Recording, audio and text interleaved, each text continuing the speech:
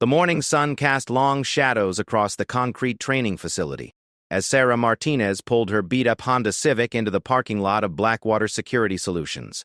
She gripped the steering wheel tighter than necessary, her knuckles white against the black leather. Today marked the beginning of what she hoped would be a fresh start, a chance to rebuild her life after everything fell apart. Sarah stepped out of her car, adjusting the simple black blazer she'd bought at a discount store the week before. Her resume listed her previous job as administrative assistant, but the truth was far more complicated.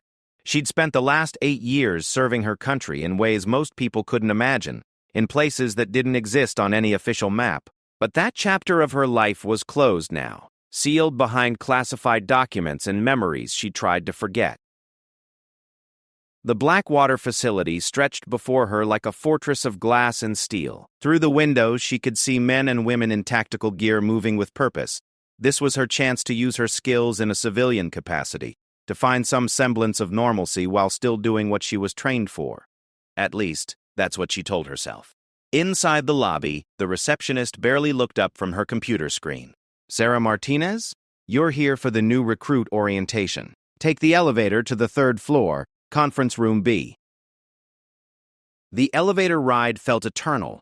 Sarah's reflection stared back at her from the polished steel doors. At 28, she looked younger than her years, something that had both helped and hindered her throughout her military career. Her dark hair was pulled back in a simple ponytail, and she wore minimal makeup. She'd learned long ago that blending in was often the best strategy. Conference Room B buzzed with conversation when she entered. About a dozen people sat around a large oval table, most of them men who looked like they could bench press a small car. Their conversation centered around previous deployments, weapon preferences, and war stories that grew more elaborate with each telling. Sarah chose a seat near the back corner, hoping to observe without drawing attention. She pulled out a small notebook and began taking notes, a habit from her previous life that she couldn't shake. Details mattered. Everything could be intelligence if you knew how to look at it. Well, what do we have here?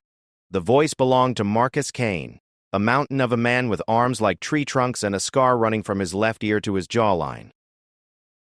His reputation preceded him: former Army Ranger, 3 tours in Afghanistan, and Blackwater's golden boy for high-risk assignments. He commanded respect through presence alone, and he knew it.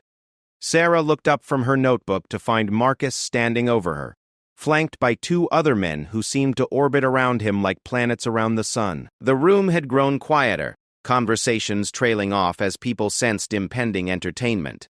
"I don't think we've been introduced," Marcus continued, his voice carrying the easy confidence of someone accustomed to being the alpha in any room. "I'm Marcus Kane. And you are?" "Sarah Martinez." She replied simply, meeting his gaze without flinching. She'd faced down warlords and terrorists. One overgrown contractor wasn't going to intimidate her. Marcus's eyes swept over her dismissively, taking in her discount blazer and modest appearance. "Martinez, huh? Let me guess.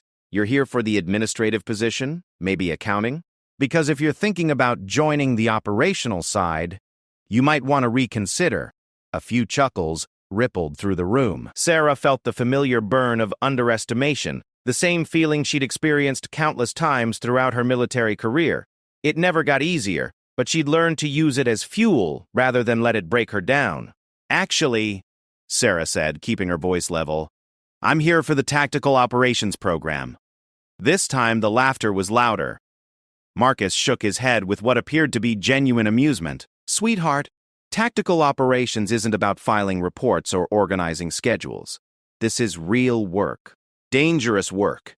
The kind that requires strength, skill, and experience that takes years to develop." "I understand," Sarah replied.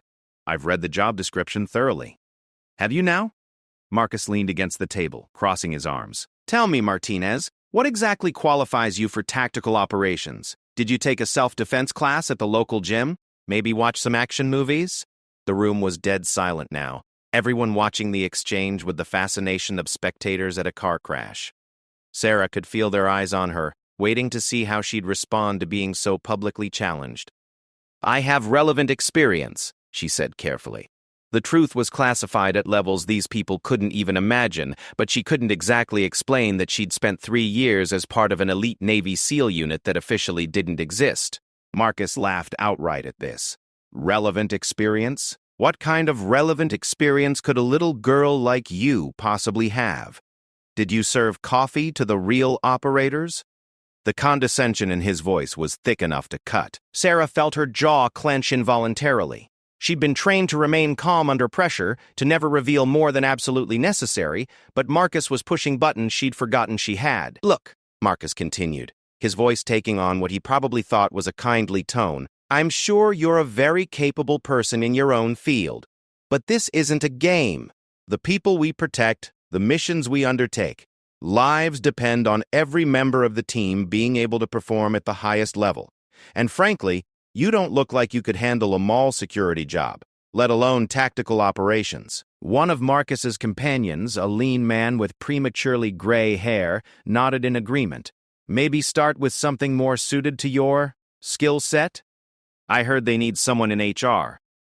Sarah's hands remained folded on the table, but beneath the surface, muscle memory was calculating distances, angles, and pressure points. 8 years of training didn't simply disappear because she'd traded her uniform for civilian clothes. "I appreciate your concern," she said, her voice carrying an edge that only someone with her background would recognize as dangerous. "But I think I can handle whatever challenges the job might present." Marcus straightened up, his amusement fading slightly. Something in her tone suggested there was more to Sarah Martinez than met the eye, but his pride wouldn't let him back down now, not in front of the whole room. "Get lost, rookie," he said with a smirk that didn't reach his eyes. "You're out of your league here. This is a man's job, and you're just going to get in the way. Do yourself a favor and find something more appropriate for someone with your limitations." The words hung in the air like a challenge. Sarah felt something shift inside her, a door opening that she'd kept carefully locked since her discharge. For a moment, she was back in the mountains of Afghanistan, facing down insurgents who'd made the same mistake Marcus was making now, underestimating her because of her appearance. But before she could respond, the conference room door opened and a woman in her 50s entered. Director Patricia Walsh commanded immediate attention without saying a word. Her gray hair was pulled back in a severe bun, and her steel blue eyes missed nothing as they swept across the room. "I see you've all met," Director Walsh said, her voice cutting through the tension like a blade. "I trust everyone is getting acquainted before we begin the formal orientation." Marcus straightened up immediately, the playground bully suddenly faced with the principal. "Yes, ma'am. Just helping the new recruit understand the realities of the job." "How thoughtful of you, Kane," Walsh replied, her tone suggesting it was anything but thoughtful. "I'm sure Ms. Martinez appreciates your input." Sarah stood as Director Walsh approached her.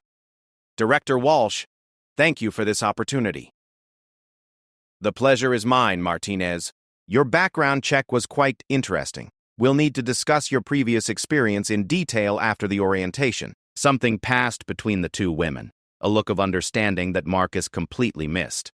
Sarah simply nodded, but she felt a flutter of concern. How much did Walsh actually know about her real background? Now then, Walsh addressed the room. "Let's begin the formal orientation. I trust everyone understands that Blackwater Security Solutions maintains the highest standards for all our personnel, regardless of their assigned roles." As Walsh began her presentation about company policies and procedures, Marcus shot Sarah a look that promised their conversation wasn't over. She met his gaze steadily, unimpressed by his attempt at intimidation.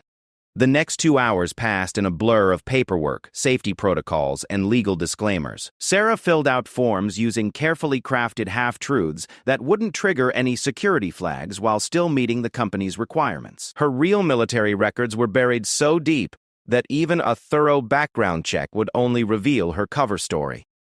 During the break, several of the other recruits approached her with a mixture of curiosity and sympathy. They'd witnessed Marcus's public humiliation of her, and some seemed genuinely concerned about her welfare.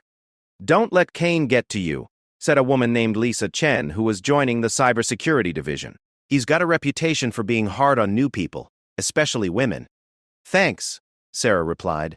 "I can handle myself. I'm sure you can," Lisa said, though her tone suggested she wasn't entirely convinced. "Just be careful." Kane has a lot of influence here, and he doesn't like being challenged. Sarah nodded, filing the information away.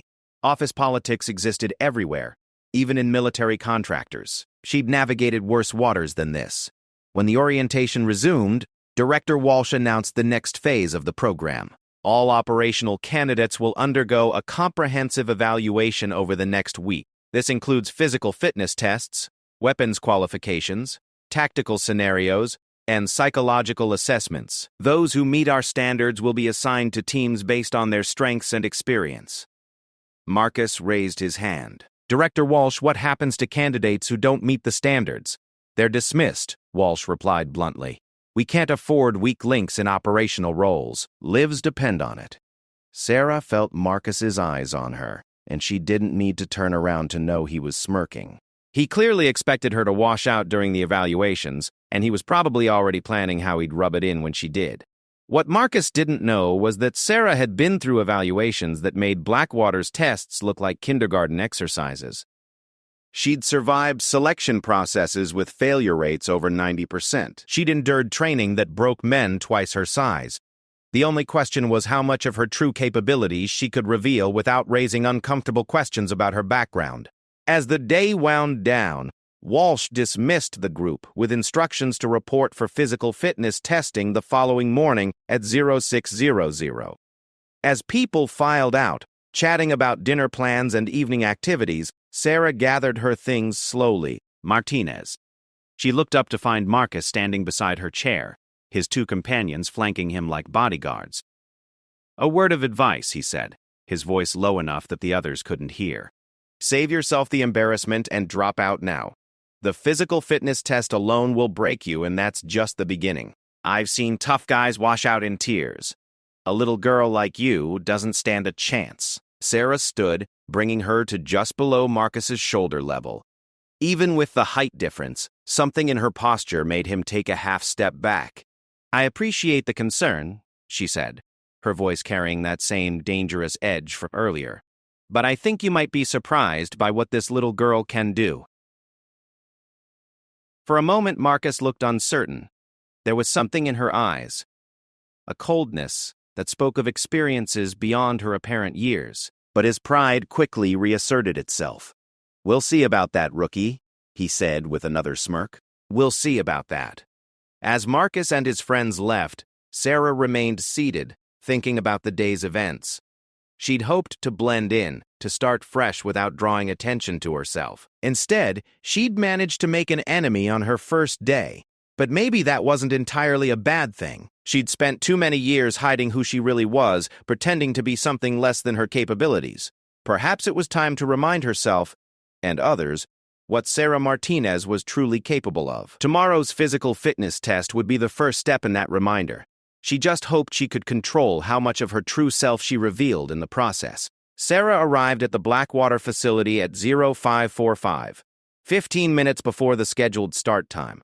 The parking lot was already half full with vehicles belonging to other candidates, and she could see lights on in the training complex.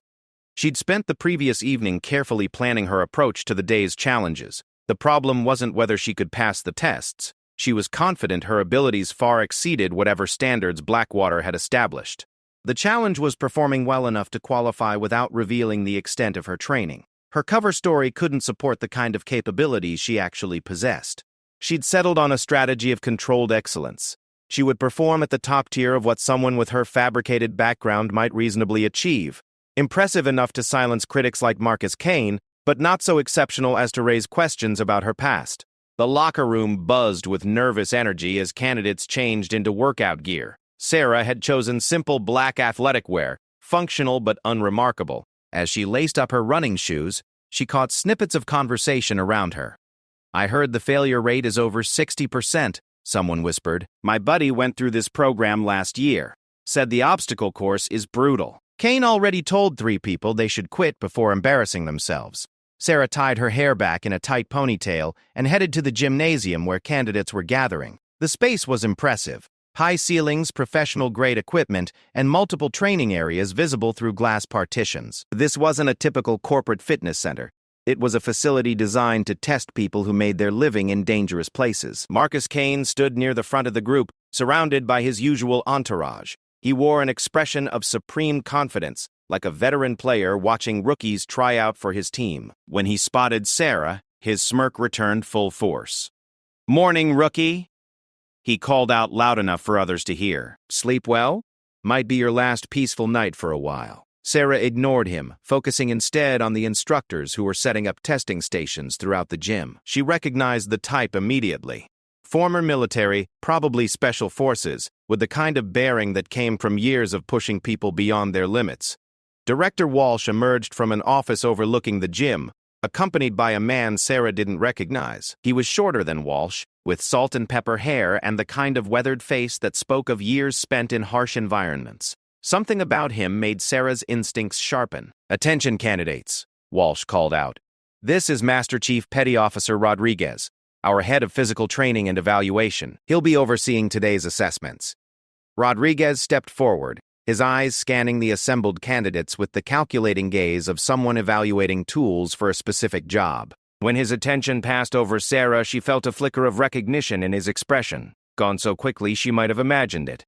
"Today's evaluation consists of 5 components," Rodriguez announced, his voice carrying the authority of someone accustomed to immediate obedience. "Cardiovascular endurance, upper body strength, core stability, agility, and a practical obstacle course. Each component is scored individually, and you must achieve a minimum threshold in all 5 areas to advance." Gestured to different areas of the gym as he spoke. "The standards are not negotiable. They represent the minimum physical capabilities required for field operations. If you can't meet them here under controlled conditions, you definitely can't meet them when your life depends on it."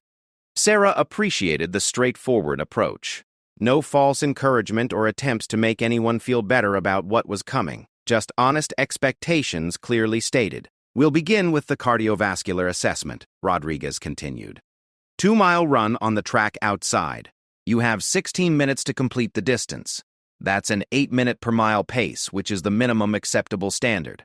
Marcus snorted quietly. 8 minutes per mile? My grandmother could do that. Rodriguez's attention fixed on him immediately. "Something to add, Kane?" "No, sir," Marcus replied, straightening up. "Just eager to get started." "Outstanding. You can go first then. Show these rookies how it's done." The candidates filed outside to a regulation track that circled the training complex. Sarah noted the placement of cameras and timing equipment. This wasn't just a fitness test. It was being recorded for evaluation by people who weren't present. Marcus shed his warm-up jacket with theatrical flair, revealing a physique that belonged on a fitness magazine cover. He'd clearly put significant effort into maintaining his physical condition, and he moved with the confidence of someone who knew he was impressive to look at. "Time," Rodriguez called out, and Marcus took off at a pace that was clearly designed more for show than sustainability. He completed the first lap at what had to be close to a 6-minute mile pace, lapping several of the other candidates who had started with him. Sarah watched from the sidelines, mentally timing his splits and calculating his probable finish time. His strategy was foolish. Starting too fast would leave him struggling in the final laps, assuming he could maintain the pace at all. "Martinez," Rodriguez called out. "You're in the next group." Sarah moved to the starting line with 4 other candidates. 2 were women from the cybersecurity track, 1 was a former police officer, and the 4th was a young man who looked like he'd just graduated from college. "Don't let Kane's theatrics intimidate you," Rodriguez said quietly as they lined up. "Smart pacing beats showing off every time." Sarah nodded, settling into a ready position. She'd run this distance countless times, usually carrying a full pack and weapon in hostile territory. Under these controlled conditions, it would barely qualify as a warm-up. Time.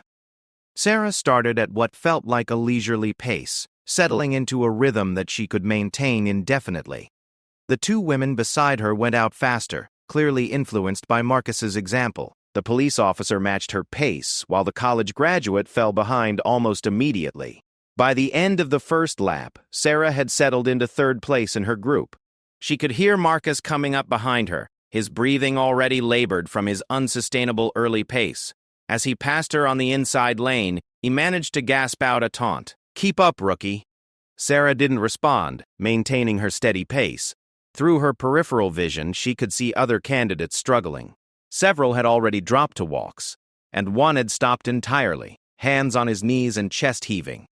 Halfway through the second mile, Marcus's pace began to falter noticeably. His form deteriorated as fatigue set in, and his breathing became increasingly ragged. Sarah could have passed him easily, but she held back, maintaining a position just behind his shoulder. With half a lap remaining, Marcus was in serious trouble.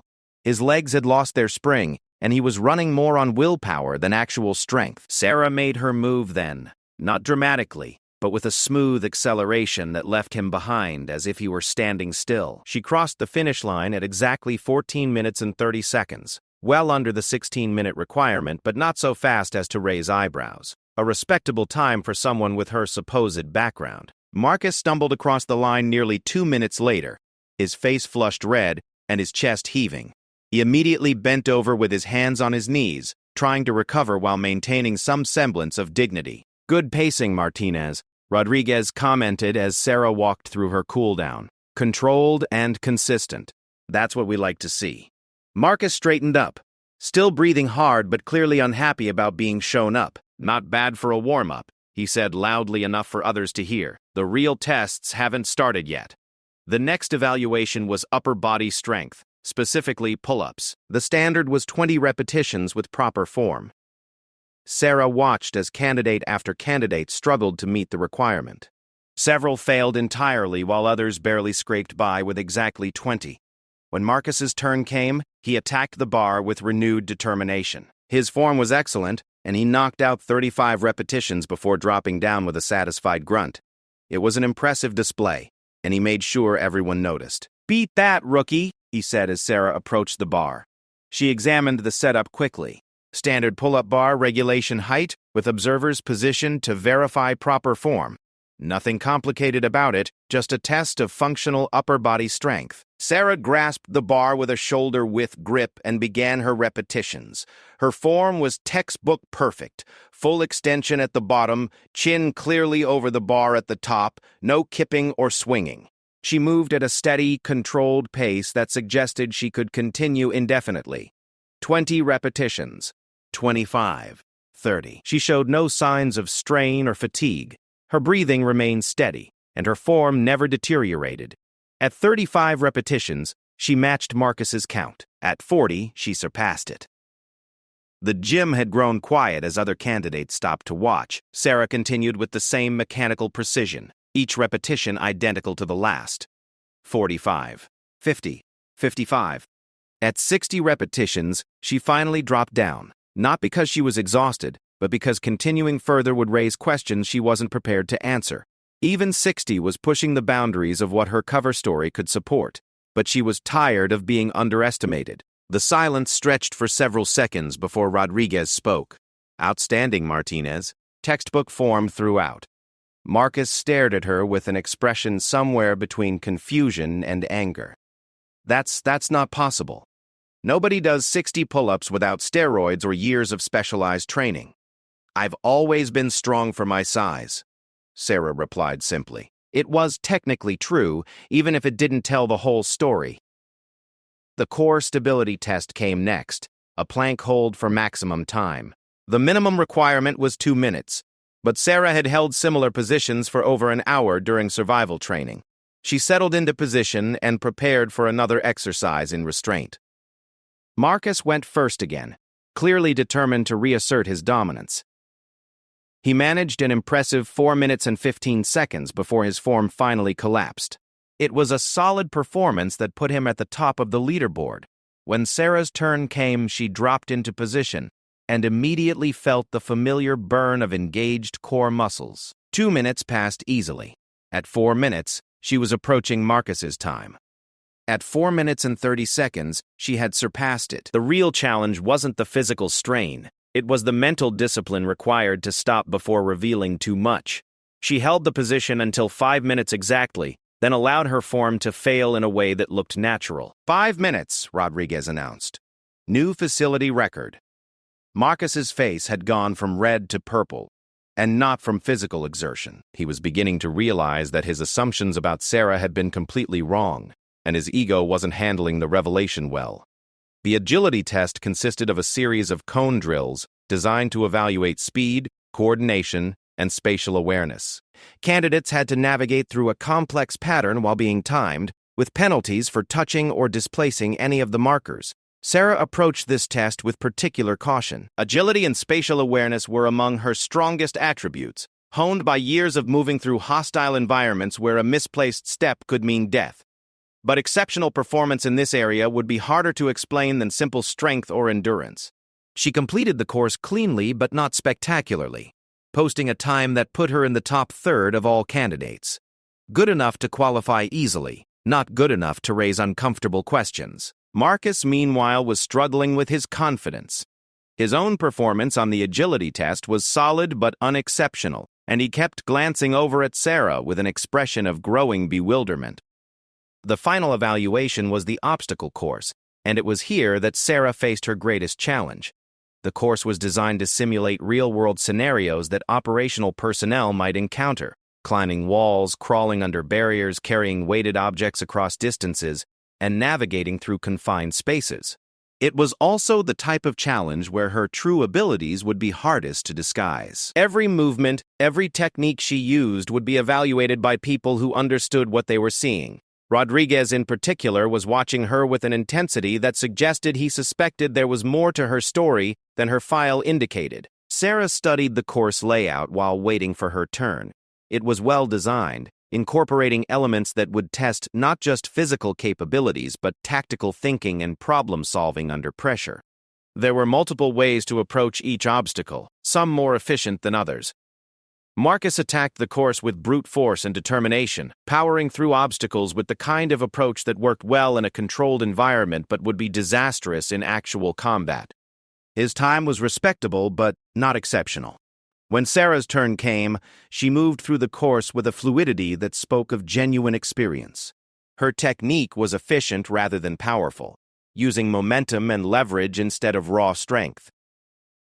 She completed each obstacle with minimal wasted motion, finding the optimal path through each challenge. Her final time put her at the top of the leaderboard, but more importantly, her approach had been flawless. She'd moved like someone who had navigated similar obstacles under life-or-death conditions because she had. As the candidates gathered for final scoring, Marcus cornered her near the equipment storage area. His earlier smirk had been replaced by something closer to suspicion. "Who are you really?" he asked quietly. "Because that performance wasn't beginner's luck. You moved like someone with serious training, military training." Sarah met his gaze steadily. "I told you I had relevant experience." Relevant experience? That was world-class performance across the board. "Where did you really serve? What unit?" Before Sarah could answer, Rodriguez appeared beside them. "Kane, Martinez, Director Walsh wants to see you both in her office. Now." As they walked toward the administrative building, Sarah felt a familiar tension building in her chest. She'd performed well enough to silence Marcus's criticism, but perhaps too well for her own good. The next conversation would determine whether she'd found a new beginning or walked into a trap of her own making. Director Walsh's office occupied the top floor of the Blackwater building, with floor-to-ceiling windows offering a commanding view of the training complex below. Sarah could see new candidates arriving for afternoon evaluations, their nervous energy visible even from this height. She remembered that feeling, though it seemed like a lifetime ago. Walsh sat behind an imposing mahogany desk, her steel-blue eyes fixed on a thick file folder. Rodriguez stood to her left, his expression unreadable. Marcus shifted uncomfortably in his chair, clearly uncertain why he'd been summoned along with Sarah. "Congratulations on your performances today," Walsh began, her tone neutral. "Kane, your scores were solid across all categories, well within acceptable parameters for operational personnel." Marcus straightened up slightly. "Thank you, Director. I look forward to proving myself in the field." "I'm sure you do." Walsh turned her attention to Sarah. "Martinez, your results were quite remarkable. Top scores in 4 of 5 categories, with the 5th being well above average. Exceptional performance for someone with your stated background." Sarah felt the familiar weight of scrutiny. This was the moment she'd been dreading since accepting the position. "I've always been physically capable, ma'am. I take fitness seriously." "Indeed." Walsh opened the file folder and began reading from what appeared to be a personnel report. Administrative assistant for a mid-sized logistics company in San Diego. Prior to that, community college with a focus on business administration. No military service, no law enforcement background, no formal athletic training. Does that summary match your recollection of your background, Ms. Martinez? The question was loaded with implication. Sarah chose her words carefully. Yes, ma'am. That's accurate. Rodriguez stepped forward, his weathered face serious. Martinez, I've been evaluating candidates for 12 years. I've seen former Rangers, Delta operators, SEALs, Marines from Force Recon, the best of the best. Your performance today ranked with theirs. I'm naturally athletic, Sarah replied, though she could hear how weak it sounded even to her own ears. Naturally athletic, Walsh repeated slowly. Interesting phrase. Kane, what did you observe about Martinez's performance during the evaluations? Marcus glanced between Sarah and the two senior officials, clearly realizing he was being used for some purpose he didn't understand. Her technique was unusual, very efficient. Professional level, I'd say. Professional level. Walsh nodded. Can you be more specific? Well, Marcus said reluctantly, the way she moved through the obstacle course, her approach to each challenge, it wasn't trial and error. She knew exactly what to do, like she'd done it before. Many times before. As everyone, disgusting news relatings associated with the abilities of the internalist opera. She could continue the deception, but Rodriguez's expertise would eventually expose the inconsistencies. She could partially reveal her background, though that carried its own risks. Or she could trust that Walsh already knew more than she was letting on. Martinez, Walsh said, closing the file folder with a decisive snap, would you like to revise your background summary? Perhaps there are details you initially felt were irrelevant to the position? The room fell silent except for the distant sounds of training activities from the complex below. Sarah studied Walsh's face, looking for any indication of what the director actually knew versus what she suspected. Director Walsh, Sarah said finally, I'm not sure what you're implying. I'm not implying anything. I'm stating facts. Walsh picked up a second, much thinner folder from her desk. This is what a standard background check revealed about Sarah Martinez. Unremarkable employment history, modest education, no red flags. Exactly the kind of candidate we might hire for entry-level administrative work. She set that folder aside and lifted a much thicker one. This is what a deeper investigation revealed. The kind of investigation we conduct on all candidates for operational positions, regardless of their stated qualifications. At Sarah's blood went cold. If Walsh had conducted a deep background check, there were only two possibilities. Either her cover identity had held up under scrutiny, or it hadn't. Given the current conversation, she suspected the latter. Sarah Elena Martinez, Walsh continued, opening the thick folder. Born in El Paso, Texas. Graduated valedictorian from Jefferson High School. Full academic scholarship to Stanford University, where she completed a double major in international relations and computer science in 3 years while maintaining a 4.0 GPA. Marcus's head turned sharply toward Sarah. This wasn't matching anything she'd told them about community college and business administration. Walsh continued reading. Immediately upon graduation, she enlisted in the Navy, completed basic training at Great Lakes, then advanced to specialized training at undisclosed locations. Her service record after that point becomes interesting. Sarah felt her carefully constructed facade beginning to crumble. Walsh clearly had access to information that should have been sealed at the highest classification levels. For the next 8 years, Petty Officer Martinez served in a unit that officially doesn't exist, conducting operations in locations that aren't acknowledged by any government agency. Her training included advanced combat techniques, multiple foreign languages, infiltration and extraction procedures, and specialized weapons systems. The room had gone completely silent. Marcus stared at Sarah as if seeing her for the first time, his earlier arrogance replaced by genuine shock. Rodriguez stepped forward again. Master Chief Petty Officer Sarah Martinez, Navy SEAL Team 6, unofficially designated as Tactical Unit Bravo. 3 silver stars, 2 bronze stars with V device, Purple Heart, Navy Cross. Honorably discharged 18 months ago with full benefits and a security clearance so high that most admirals don't know what it covers. Sarah closed her eyes briefly. Her cover was completely blown, but strangely, she felt a sense of relief rather than panic. She was tired of pretending to be less than she was.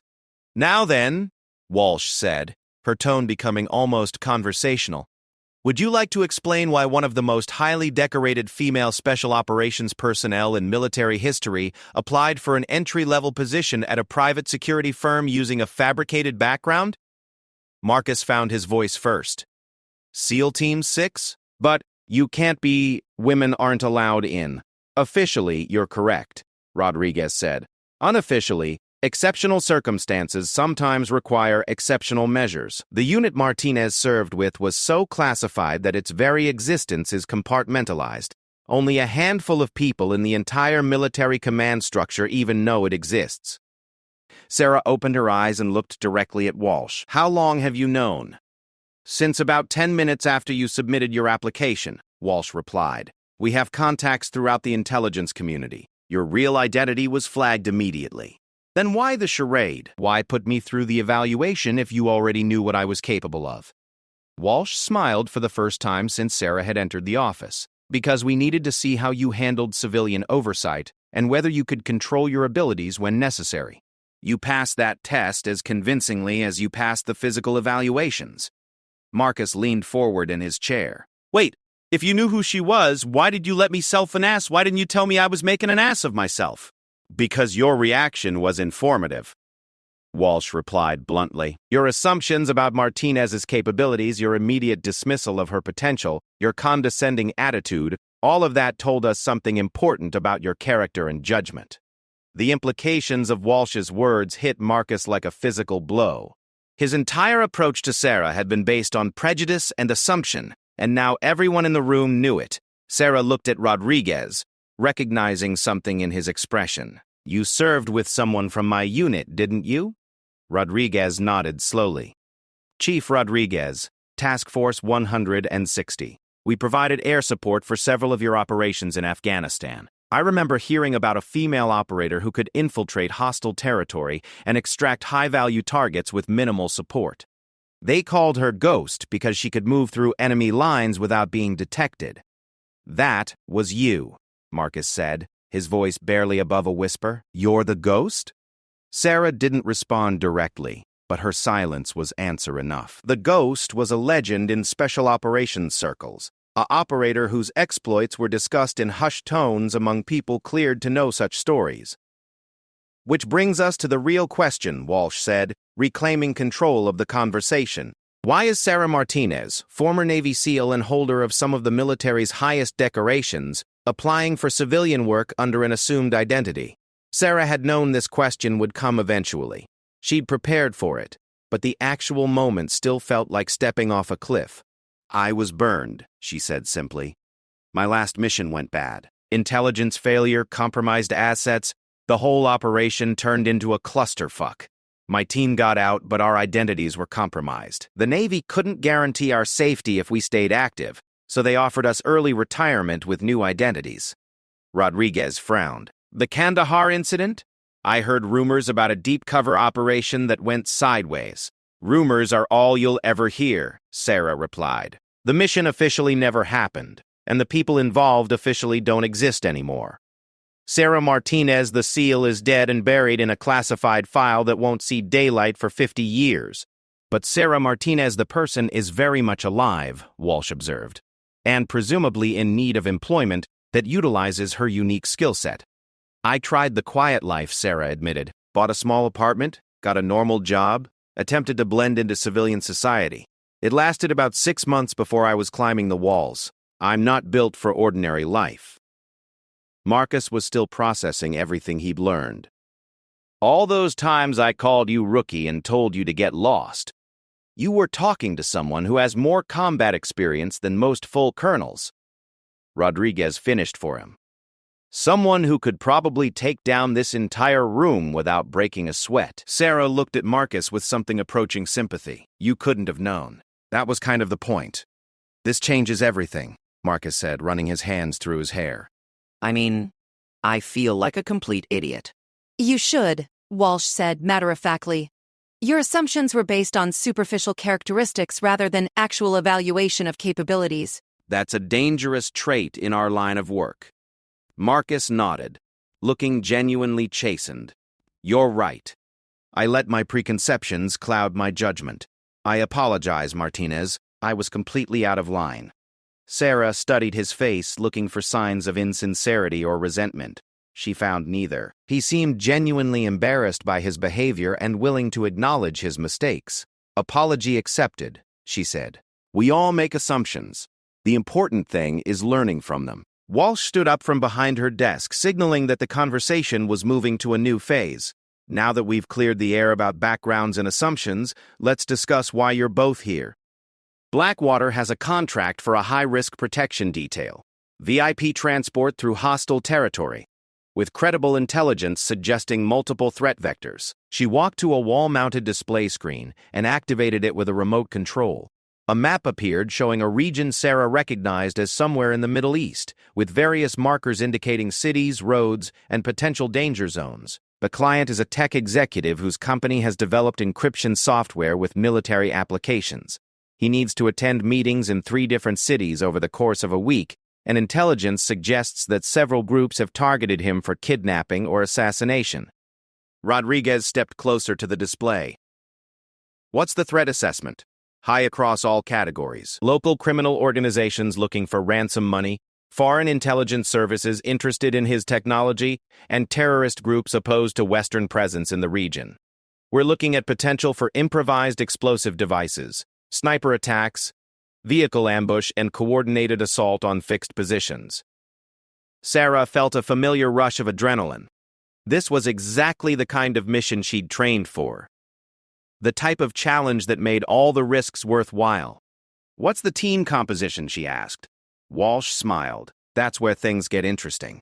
Based on your performance evaluations and background assessments, we're assigning you as team leader for this operation. Marcus's head snapped up. Team leader? But she's never worked with Blackwater before. Shouldn't someone with company experience take point? Kane, you'll be serving as her second in command, Walsh continued, ignoring his objection. Your conventional military background will complement her special operations expertise. Together, you'll have primary responsibility for the client's safety. Sarah could see the conflict playing out in Marcus's expression. His ego was struggling with taking orders from someone he'd dismissed as incompetent just hours earlier, but his professionalism was wrestling with his pride. Director Walsh, Marcus said carefully. I understand Martinez has impressive credentials, but team leadership requires more than just individual skills.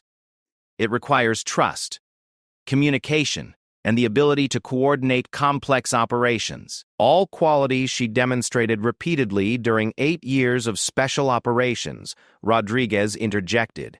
Her after-action reports consistently praised her tactical decision-making and team coordination abilities. Walsh nodded agreement. Kane, I understand your concern, but Martinez has led teams through situations far more dangerous than anything Blackwater typically handles. This mission will benefit from her experience. Sarah looked at Marcus, recognizing the internal struggle he was facing. Kane, I appreciate your concerns. Leadership isn't about rank or seniority. It's about making the right decisions under pressure and keeping everyone alive. I've done that before, and I can do it again. It's not personal, Marcus said, though his tone suggested it was at least partially personal. I just think there might be better ways to integrate someone with your background into the team structure. There probably are, Sarah agreed. But Walsh is right that this particular mission plays to my strengths. I've run protection details in hostile territory before. I know the terrain, I understand the threats, and I have experience with the kind of tactical situations we're likely to face. Walsh returned to her desk and picked up another folder. The mission timeline is aggressive. You'll have 48 hours to plan and prepare, then wheels up for a 6-day operation. The client's schedule is non-negotiable, and the threat level is expected to increase throughout the week. She handed the folder to Sarah. Mission details, intelligence reports, equipment lists, and support assets. Study them tonight and present your operational plan tomorrow morning at 0800. Sarah accepted the folder. feeling the familiar weight of responsibility settling on her shoulders. Understood. I'll need access to current intelligence updates and communication with any assets already in the area. Rodriguez will coordinate support requirements, Walsh replied. Kane, you'll work with Martinez on team selection and equipment preparation. Choose people you trust and who can adapt to changing situations. Marcus nodded, his expression still conflicted but professionally focused. How large a team are we looking at? 6 operatives total, Walsh said. 4 for direct protection, 2 for support and logistics. You'll have access to local assets for intelligence and emergency backup, but the primary responsibility rests with your team. Sarah was already thinking through team compositions and tactical approaches. 6 people was a good number for flexibility without being unwieldy, assuming everyone was competent and reliable. One more thing, Walsh said as they prepared to leave. This conversation never happened. As far as anyone else is concerned, Martinez is a new hire who performed exceptionally well in evaluations. Her actual background remains classified. Rodriguez stepped forward. Kane, I want to be absolutely clear about something. Martinez's identity and background are compartmentalized information. Discussing it outside this room would constitute a serious security breach with significant legal consequences. Marcus nodded soberly. Understood. Official channels only. As they left Walsh's office, Sarah found herself walking beside Marcus toward the elevator. The dynamic between them had shifted completely, and she could sense his discomfort with the new reality. This is going to take some adjustment, he said quietly as they waited for the elevator. It doesn't have to, Sarah replied. I'm not interested in rubbing anyone's nose in anything. I just want to do the job and do it well. Marcus studied her profile. That performance today, was that you holding back? Sarah smiled slightly. What do you think? I think I have a lot to learn about making assumptions, Marcus said, and I think this mission just got a lot more interesting. As the elevator doors opened, Sarah felt something she hadn't experienced in months. Anticipation for the work ahead. She was finally going to be able to use her skills openly, to stop pretending to be less than she was. The only question was whether Marcus Kane and the rest of the team would be able to adapt to working with the real Sarah Martinez. The mission would test more than just their tactical abilities. It would determine whether she could find a place in this new world or if some bridges were too damaged to rebuild. But for the first time since leaving the Navy, Sarah Martinez felt like herself again. And that was worth whatever challenges lay ahead.